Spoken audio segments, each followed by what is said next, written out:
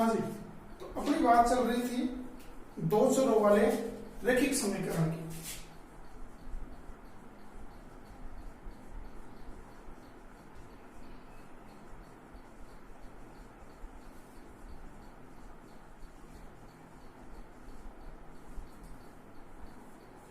देखिए, दो चरों वाले रैखिक समीकरण में हमने इनका एक तो व्यापक रूप निकाला था।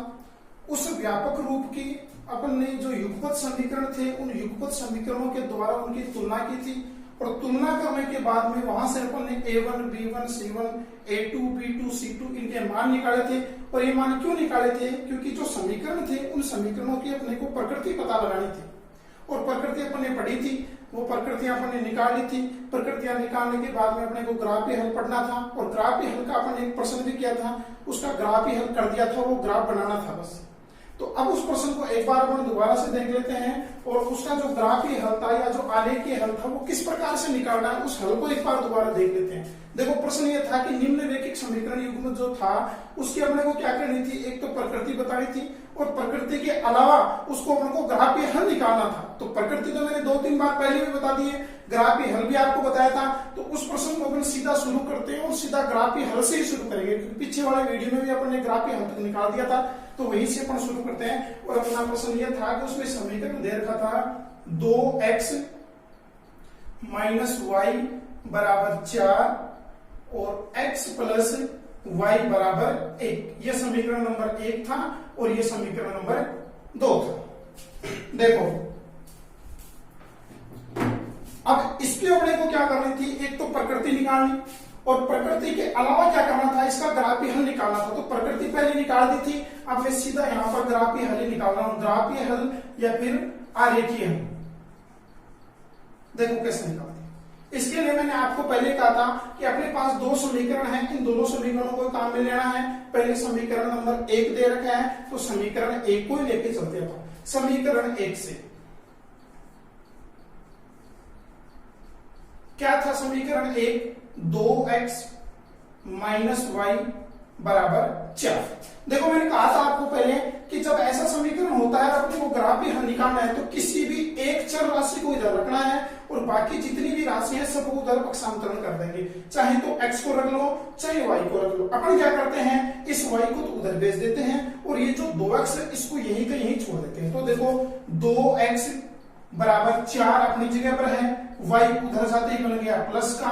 अब ये 2x है, अपने को अकेला अक्ष चाहिए, अकेला अक्ष चाहिए तो 2 कहां चला जाएगा, ये x के साथ में गुणा में था तो उधर जाके कहां चला गया, भाग में। 4 + y बटा 2, ये अपन ने किसी एक चर राशि का मान निकाला। अब मान निकालने के बाद में इसका अपन क्या करते हैं कि इस मान में ये जो समीकरण प्राप्त हुआ है, यहाँ जो एक चर राशि का मान प्राप्त हुआ है, इस राशि में अपन क्या करते हैं, इस y की जगह अलग अलग मान लिखते हैं। और मान लिखने का मैंने आपको पहले भी कहा था कि अपन स्वतंत्र है, कुछ भी मान लिख सकते हैं, चाहे 0, 1, 2, 3 या फिर माइनस वाली -4, -7, -9, कुछ भी अपन इस y की जगह मान लिख सकते हैं। y की जगह जब अपन मान लिखेंगे तो x का मान अपने को अपने आप प्राप्त होता जाएगा। अब देखो, चाहे 0 लिखो, 1 लिखो, 2 लिखो। अब पीछे वाले वीडियो में मैंने आपको कहा था कि इसके बटे में नीचे 2 दे रखा है। अब 2 दे रखा है तो अपन y की जगह ऐसा मान लिखते हैं कि इनको ऊपर वाले को हल करने के बाद में उसमें 2 का पूरा भाग चला जाए। अगर 2 का पूरा भाग नहीं जाएगा तो क्या होगा?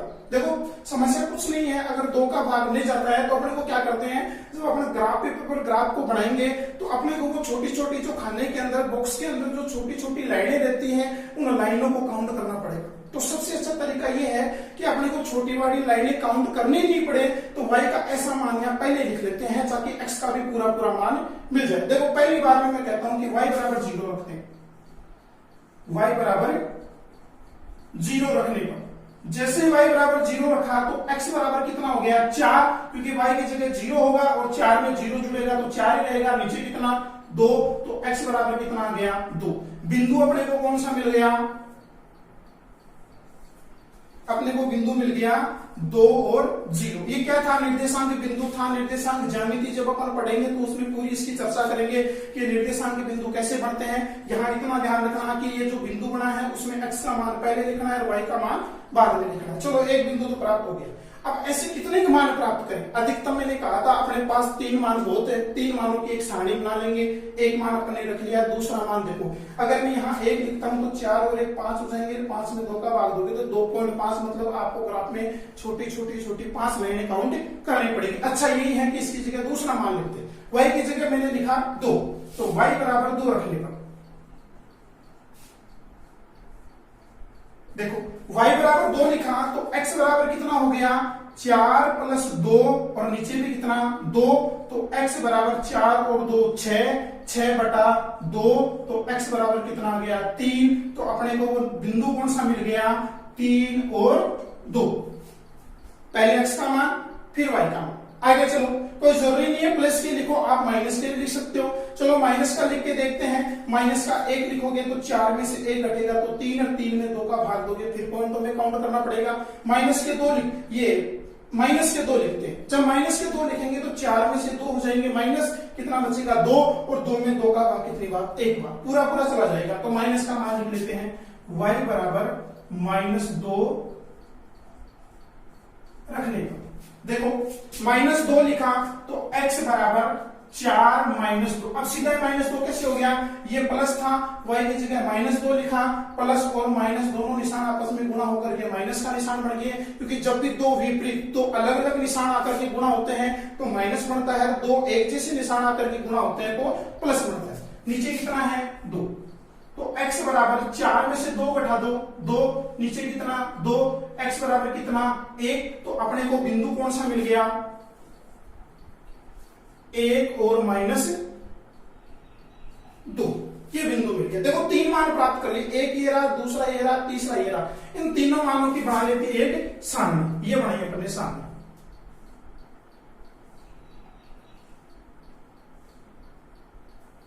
ये x है, ये y है। पहली बार में जब अपन ने मान प्राप्त किया तो x का मान तो कितना था 2, तो y का मान कितना आया था 0। फिर अपने पास x का मान तो कितना था 3 और y का मान कितना था 2। उसके बाद में y का मान तो -2, x का मान कितना है, एक बिंदु मिला था 1 और -2, तो x का मान तो 1 और y का मान -2। ये पहले वाला समीकरण हल हो गया अपने पास। बस पहले वाले समीकरण का इतना ही काम है। जैसा काम पहले समीकरण के लिए किया है सेम वैसा का वैसा काम अपन दूसरे समीकरण के लिए भी करेंगे। देखो दूसरा समीकरण लेते हैं, तो समीकरण नंबर 2 से, समीकरण 2 कौन सा है, x प्लस y बराबर 1। वही काम, किसी एक चर को इधर रखेंगे, बाकी जो मान बच गए सबको उधर पक्षांतर कर देंगे, चाहे y को कर दो चाहे x को कर दो। x अपन इधर लिख लिया, y उधर चला जाएगा तो 1 y इधर प्लस का था, उधर जाते किसका बढ़ गया माइनस का। अब देखो वही बात, y की जगह मान लिखते जाएंगे, x के मान प्राप्त होते जाएंगे। ऐसे कितने मान लिखेंगे जितने अपन ने पहले लिख रखे हैं। कितने मान, 3 मान बहुत है, बस 3 मान अपन इसमें लिखेंगे, 3 मान x के मिलेंगे। अब इस बार देखो यहाँ तो क्या था 2 का भाग देना था, तो अपन ने ऐसे मान लिखे कि 2 का पूरा पूरा भाग चला जाए। इस बार ऐसा कोई लफड़ा नहीं अपने पास, लफड़ा नहीं है तो क्या करेंगे, अपने इच्छे से कोई भी मान लिखो, भाग देने की दिक्कत है ही नहीं, मान पूरा पूरा अपने को मिलेगा। जैसे पहली बार में मैंने कह दिया y बराबर 0 रखने पर, y बराबर 0 रखने पर तो x बराबर कितना आएगा 1, क्योंकि ये मान तो हो गया 0, बचा कौन 1, बिंदु कौन सा मिल गया 1 और 0। पहले मान x का फिर y का। दूसरे पर चलते हैं, दूसरा मान लिखते हैं। मैं कह दूं कि y बराबर 2 लिखे हैं, y बराबर 3 लिखे, कितना लिखे जो अपनी मर्जी है। जैसे अपन ने लिख दिया इस बार y बराबर 2 रखने पर, अपन स्वतंत्र है मान लिखने के लिए कुछ भी लिख सकते हैं। तो x बराबर कितना हो गया, देखो 1 तो पहले से था, माइनस का निशान अपनी जगह पर और y की जगह पर कितना लिख देते हैं 2, तो x बराबर कितना आ गया -1। तो अपने पास बिंदु कौन सा मिल गया -1 और 1। एक बिंदु ये मिल गया, एक बिंदु और प्राप्त कर लेते हैं। देखो 2 मान मैंने प्लस के लिखे, एक बार एक मान माइनस का लेकर के आपको बताता हूं ताकि कहीं ऐसा प्रश्न आ जाए तो आपके गड़बड़ नहीं हो, कहीं गलत ना हो जाए। देखो माइनस का एक मान कोई भी ले लेता हूं मैं, जैसे मैं कहता हूं कि y की जगह मैंने लिखा y बराबर -1 रखने पर। अब ध्यान देना इधर, y की जगह मैं -1 लिख रहा हूं, तो देखो अपन मान इसमें लिख रहे हैं सारे के सारे, तो x बराबर देखो एक अपनी जगह पर है, ये माइनस का निशान अपनी जगह पर है, और इस y की जगह पे अपन ने -1 लिखा है तो इसको लिख दिया छोटे कोष्टक में -1। तो x बराबर देखो 1। मैंने अभी भी आपको कहा कि दो एक जैसे निशान आ जाते हैं तो वो गुणा होकर के क्या बन जाते हैं प्लस, और प्लस का कितना 1, तो x बराबर कितना आ गया 2। यहां ध्यान देना कि आपने x ये y बराबर -1 लिखा, तो आप ऐसा मत कर देना कि 1 और -1 लिख दो सीधा, क्योंकि यहां पहले देखना -1 पहले से दिया हुआ है और फिर अपन ने y की जगह -1 और लिखा है, तो कोष्टक में लिख दिया माइनस और माइनस क्या बन गया प्लस, जुड़ करके कितना हो गया 1 और 1 जुड़ करके कितना बन गया 2। ये बिंदु अपने को प्राप्त हो गया। तो बिंदु कौन सा मिला 2 -1। तीनों बिंदु प्राप्त कर लिए। एक बिंदु तो ये रहा, दूसरा बिंदु ये रहा और तीसरा बिंदु ये रहा। तीनों बिंदुओं की बना लेते हैं अपन सारणी, जैसे पहले समीकरण के लिए बनाई थी। देखो सारणी,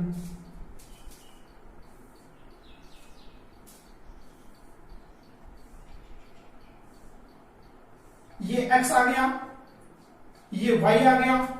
देखो मान लिखते हैं, पहली बार में x का मान तो कितना है 1 और y का मान कितना है 0। फिर x का मान तो कितना है -1 और y का मान कितना है +1।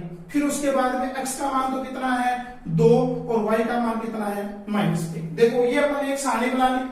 पहले वाले समीकरण की भी पूरी सारणी बन गई है और दूसरे वाले समीकरण की भी पूरी सारणी बन गई है। दोनों समीकरणों की सारणी बन गई। अब अपना है ग्राफ। जो काम बचा है वो सारा का सारा ग्राफ का है। अब देखो ग्राफ कैसे बनाते हैं, उस ग्राफ को अपन देखते हैं। तो अब बनाएंगे अपन ग्राफ।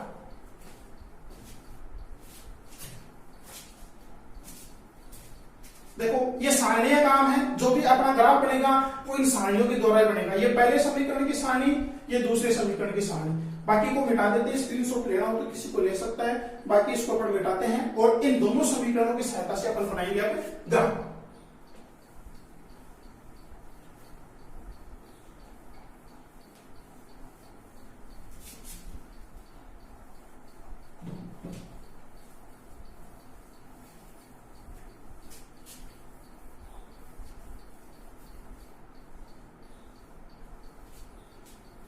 देखो ग्राफ कैसे बनाते हैं। अपने पास परीक्षा में ग्राफ पेपर दिया हुआ आएगा। उस ग्राफ पेपर में जिसमें बॉक्स पड़े रहते हैं उसमें ये काम करना है जो अपन आगे करेंगे। कैसे करते हैं कि जो ग्राफ रहता है उसमें दो लाइनें अपन खींच लेते हैं। एक तो खींचते हैं पेंसिल की सहायता से, ये नीचे वाली रेखा, इसको बोलते हैं क्षैतिज लाइन। क्षैतिज लाइन, इस रेखा को या इस एक्स को बोला जाता है एक्स एक्स।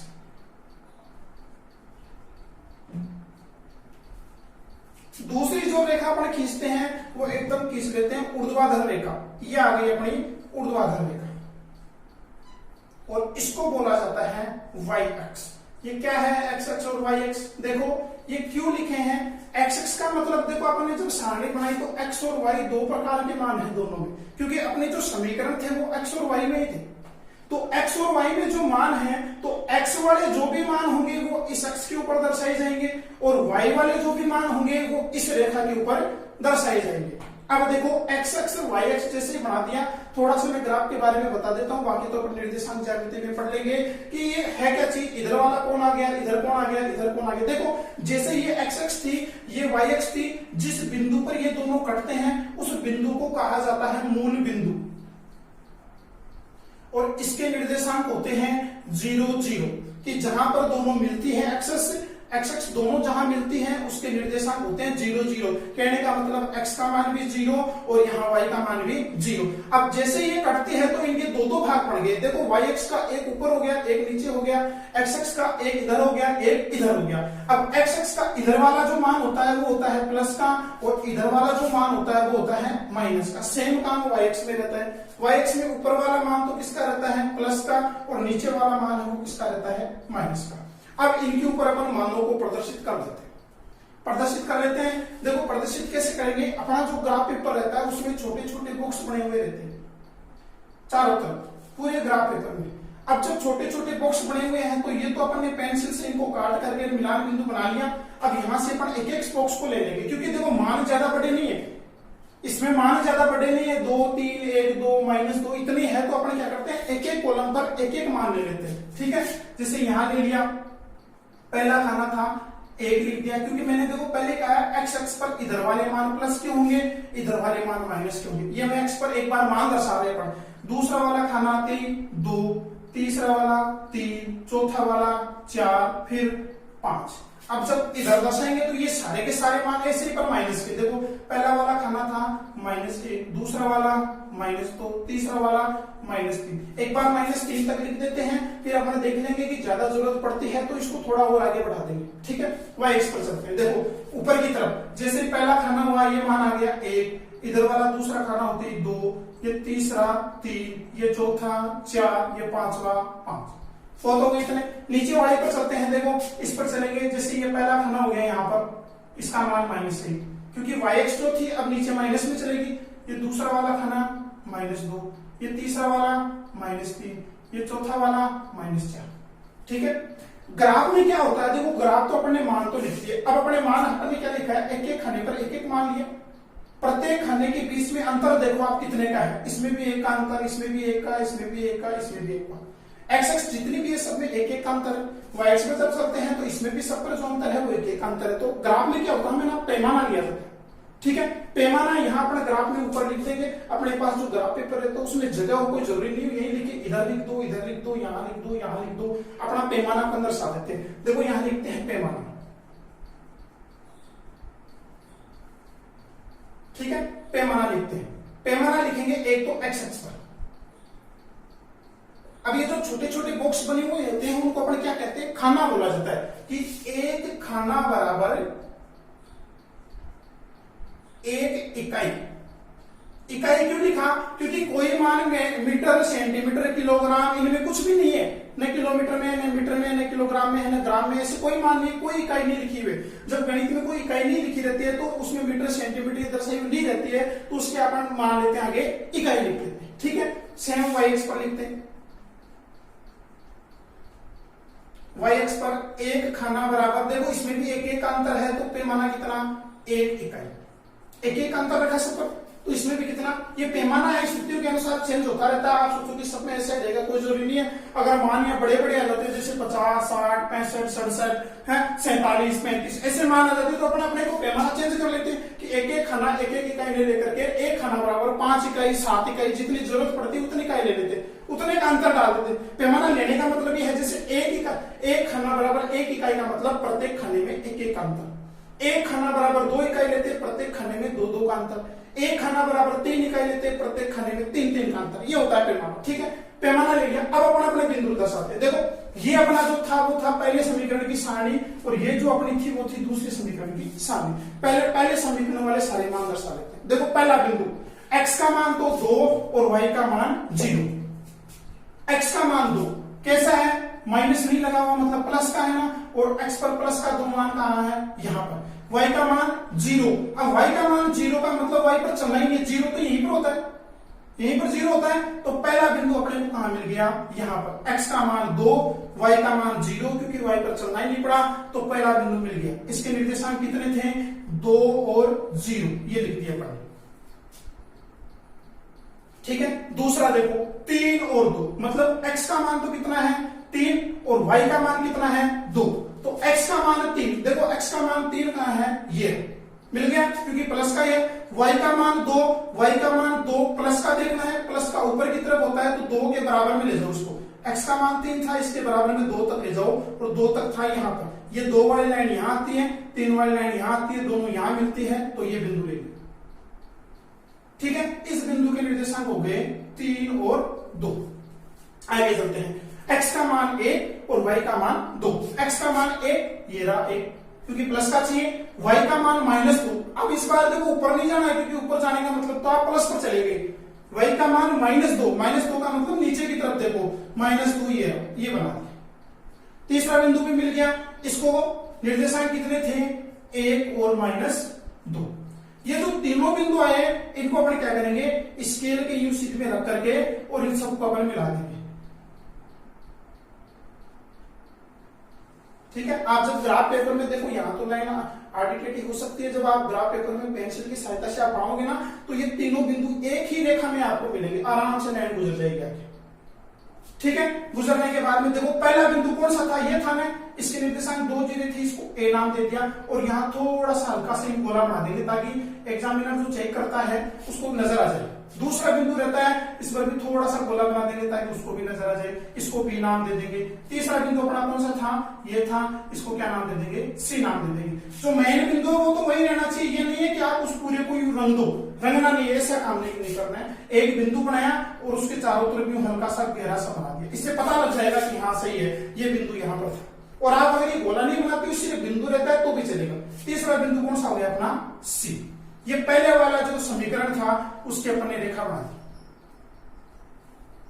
ठीक है। अब समीकरण कौन था, वो समीकरण यहां लिखते हैं। देखो समीकरण था अपना पहला 2x माइनस वाई बराबर 4, पहले वाला था तो पहले वाले को लिख दिया। पहले वाले समीकरण का पूरा काम कंप्लीट। चलते हैं दूसरे पर। दूसरे पर जब अपन चलेंगे तो देखो वही काम जिससे पहले के दर्शाए वैसे अपना दूसरे के दर्शाएंगे। पहली बार में दे रखा है x बराबर 1 और y बराबर 0।